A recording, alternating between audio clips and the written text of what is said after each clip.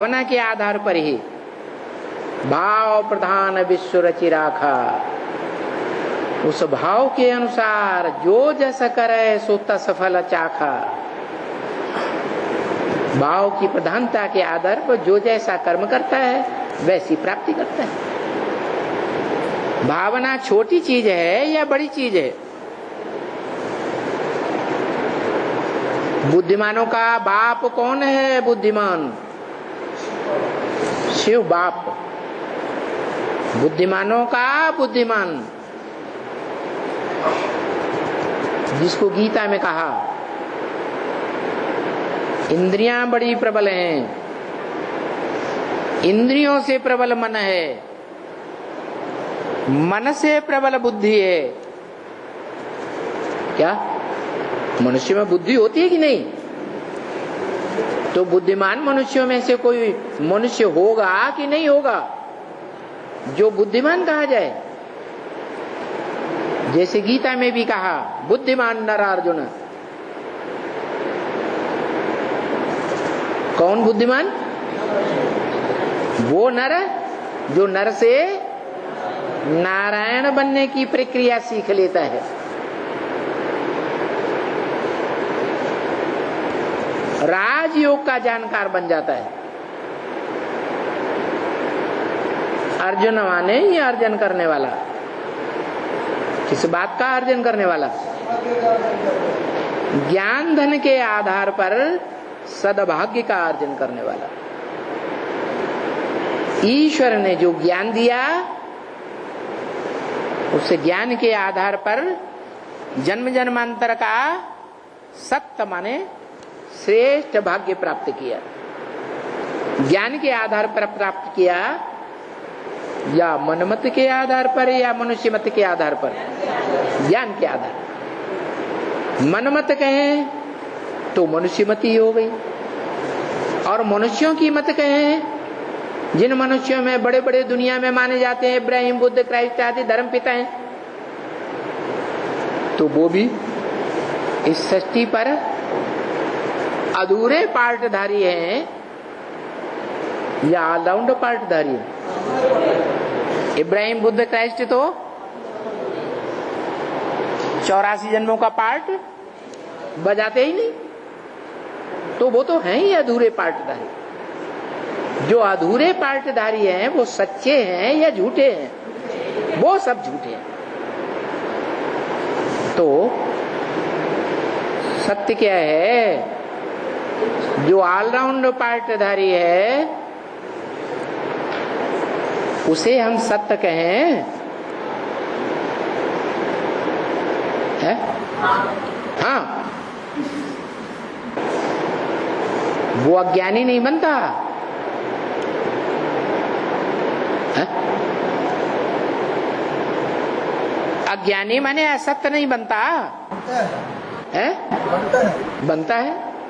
फिर सत्य है या असत्य है सदाकाल? सदाकाल के लिए उसे सत्य कहें या असत्य कहें? कैसे? पुरुषार्थ करके सत्य बन जाता है। पुरुषार्थ करके सत्य बन जाता है।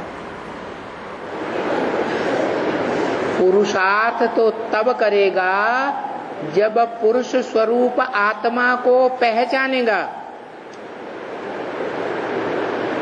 पुरु माने पुरी शरीर रूपी, श माने शयन करने वाला। शरीर रूपी पुरी में आराम से शयन करने वाली आत्मा, उसको कहते हैं पुरुष। तो अंतिम जन्म में उस आत्मा को ज्ञान रहता है कि मैं शरीर नहीं हूं, आत्मा हूं। ये ज्ञान होता है? नहीं होता। ये ज्ञान पहले पहले किससे मिलता है? शिव बाप से मिलता है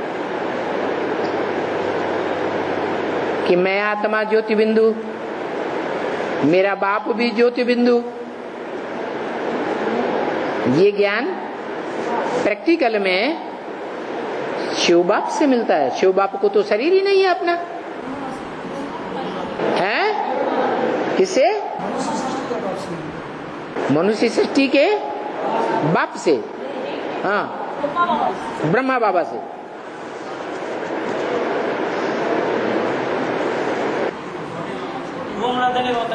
यज्ञ के, हाँ, यज्ञ के आदि में लाल लाइट के गोले को याद करते थे।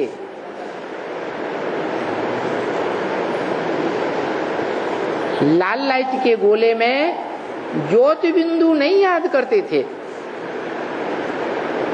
फिर ये ज्ञान किसके द्वारा मिला है? जो ज्ञान की देवी कही जाती है सरस्वती, क्या उसके द्वारा ये ज्ञान मिला। लेकिन वो ज्ञान की देवी वाचा की देवी है, वाक देवी कही जाती है। क्या? वाचा की देवी माने वाचा के आधार पर बता तो दिया कि हम आत्मा ज्योति बिंदु, तो हमारा बाप भी ज्योति बिंदु। लेकिन क्या प्रैक्टिकल में वो आत्मा स्वयं ज्योति बिंदु स्वरूप में जीवन रहते रहते टिक सकी कि सूक्ष्म शरीरधारी बन गई है? सूक्ष्म शरीरधारी बन गई माने देहभान प्रबल हो गया या आत्मा प्रबल बन गई है? देहभान प्रबल बन गया। क्यों?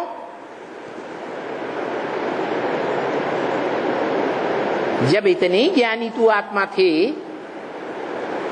उस आत्मा ने मनन चिंतन मंथन का जो मूल पॉइंट है,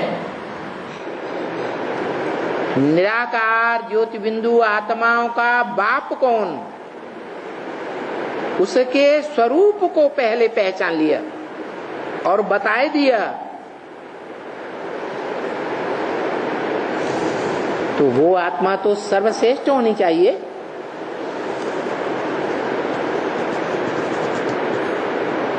है? मनन चिंतन मंथन में ओम राधे मम्मा आगे थी या ब्रह्मा बाबा आगे थे? है? मम्मा आगे थी। लेकिन जो भी मनन चिंतन मंथन किया, मम्मा ने वो वाचा तक सीमित रहा या प्रैक्टिकल जीवन में भी धारण कर लिया है? वाचा तक सीमित रहा। और शरीर का जब अंत हुआ तो अंतमते सो गते देहभान में हुई या आत्माभिमान में हुई? क्यों? जब आत्मा के स्वरूप को जान लिया, आत्मा के बाप को जान लिया, तो देहभान में क्यों शरीर छूटा?